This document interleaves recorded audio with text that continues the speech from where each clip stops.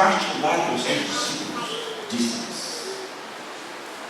mas eu vos digo, disse ele, mas eu vos digo a verdade, convém-vos que eu vá, porque se eu não for, o Consolador não virá para vós outros. Se, porém, eu for, eu vou enviar. De quem ele estava falando? Espírito Santo. Sendo assim, quando esse texto está em João 16, verso 7.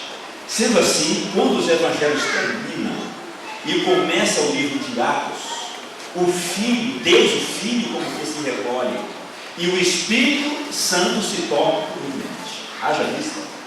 Há 56 referências ao Espírito Santo somente no livro de Atos, que é o primeiro livro após os evangelhos. E em uma das mais belas passagens desse conteúdo, no qual quem é proeminente é o Espírito Santo, uma das mais belas passagens se encontra em 1 Coríntios 3,16, que diz o seguinte: não sabeis que sois santuário de Deus e que o Espírito de Deus habita em vós. Você percebeu a dinâmica? Você percebeu a dinâmica ou não? Vou lhe ajudar. No Antigo Testamento, Deus guiava o povo, mas ao que nos parece, era meio que a distância. Era através de uma sombra, era através de um símbolo.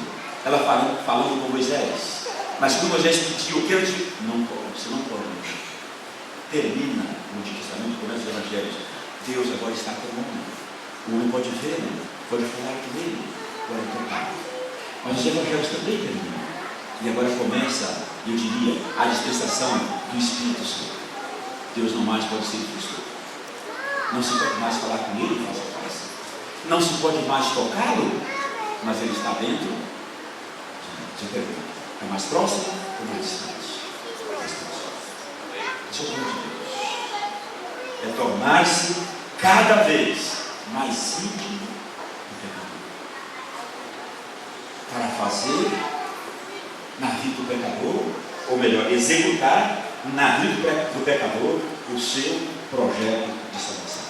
Então, se você quiser resumir, seria o seguinte: Deus guiando o pecador, depois Deus andando com o pecador, e terceiro é Deus vivendo no pecador. Essa é a dinâmica. Quando você olha a Bíblia como um todo, essa é a dinâmica. É o Deus cada vez mais íntimo, cada vez mais próximo, porque ele não encontrou uma outra maneira mediante a qual ele pudesse realizar o seu projeto de salvação na vida do homem pecador. A partir da morte e ressurreição, Jesus passa, ou melhor, Deus passa a viver no pecador por meio da presença benfazeja do Espírito Santo. Por que teria Deus adotado essa dinâmica na sua revelação? Você não se perguntou? Por quê? Voltemos ao detalhe de como a Bíblia começa e como ela termina. E isso eu faço já como parte conclusiva da minha fala nessa manhã. Ora, os dois primeiros capítulos da Bíblia que não falam do pecado, mas sim da criação, aqueles dois capítulos terminam com a criação do homem e da mulher que nós já vimos.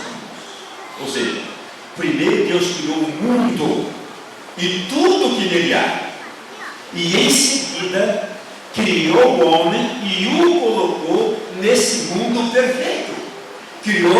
Deus primeiro criou todas as coisas, criou o mundo e tudo que nele há, e tudo perfeito. E depois de tudo isso, ele cria o homem também perfeito e o coloca nesse mundo perfeito.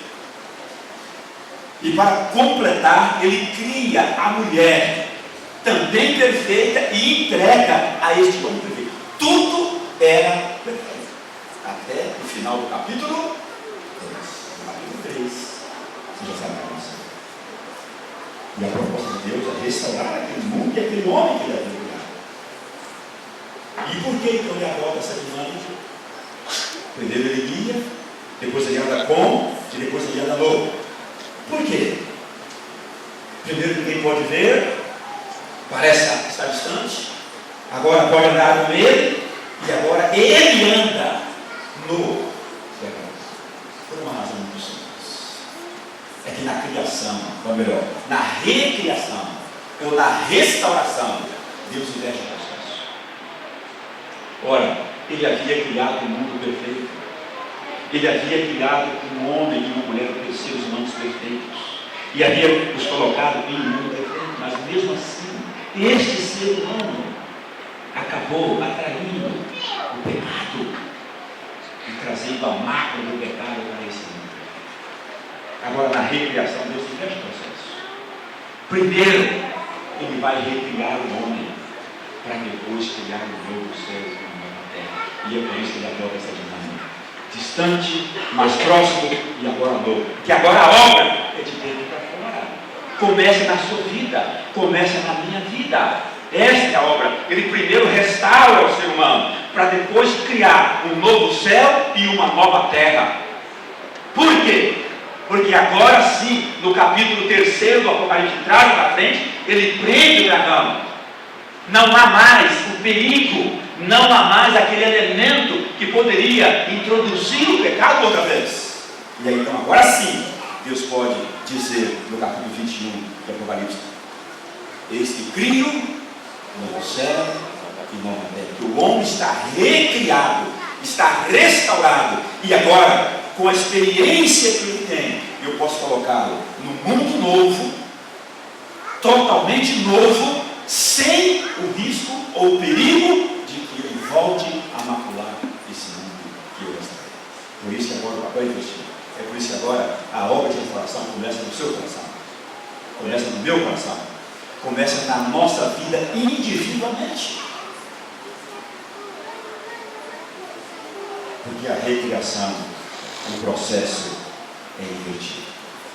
Primeiro, ele quer restaurar você, ele quer restaurar a mim. E depois que você vê, permitimos que ele nos restaure, então sim, ele vai criar um novo céu e uma nova terra, e vai nos colocar neles, sabendo que nunca mais o pecado voltará a existir. Amém? E a minha pergunta para você nessa manhã é apenas uma: vai você permitir que o Espírito Santo habite em você e opere em você essa recriação que é o propósito de Deus? Essa é a pergunta de hoje. Aceitaria vocês?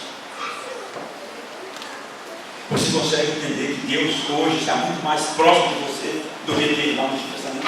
Às vezes a gente lê o Antigo Testamento e fica com inveja deles, sabe? Era o ímpio, era uma nuvem durante o dia, era uma coluna de fogo durante a noite, era o ministério dos profetas, e parece que a comunicação com Deus era melhor e mais fácil do que é hoje. Mas a dele, Deus hoje está muito mais próximo a você do que ele muito antes. Porque hoje ele está cuidando de você. Você é o templo do Espírito Santo. E se você permitir, ele não vai apenas te guiar, ele não vai apenas andar com você, ele vai andar, ele vai viver em você, para operar de dentro para fora essa restauração, essa recriação, tornando você e eu aptos a habitarmos o novo céu e a nova terra que ele propõe. Eu quero dizer a vocês, e digo isso com o coração, que eu não consegui, em função do tempo, colocar tudo que eu planejei colocar. Mas amanhã eu completo. Amanhã eu completo. Porque eu planejei de tal forma que hoje eu pudesse, se não desse tempo, deixar alguma coisa para amanhã, sem que eu atropelasse a série que estamos seguindo aos domingos à noite desse mês de fevereiro. Então eu proponho que você não faça. Eu quero dizer que a mensagem de hoje, na minha avaliação, está muito completa. Isso fosse completar, eu ia gastar muito tempo e ia ficar tarde demais. Eu ia postar da vontade de vocês, da boa vontade de vocês, e aí vocês não voltariam amanhã. Se eu canso vocês hoje, além do normal, vocês não voltam amanhã. Então eu espero vocês terminar. Para a gente continuar analisando esses detalhes da Bíblia, que às vezes estão nas entrelinhas, mas em todos eles tem mensagem. Que Deus abençoe você nesse momento. Que o Espírito Santo trabalhe na sua vida, completando o que fica faltando quando um grande pecador, defeituoso, se coloca na frente para falar a palavra sagrada.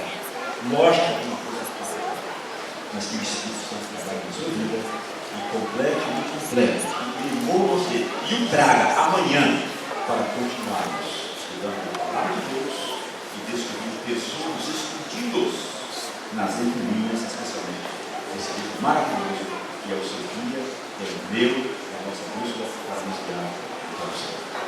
Deus nos deixe um sábado feliz, abençoado, é o que eu desejo para você e para mim nessa manhã. Amém.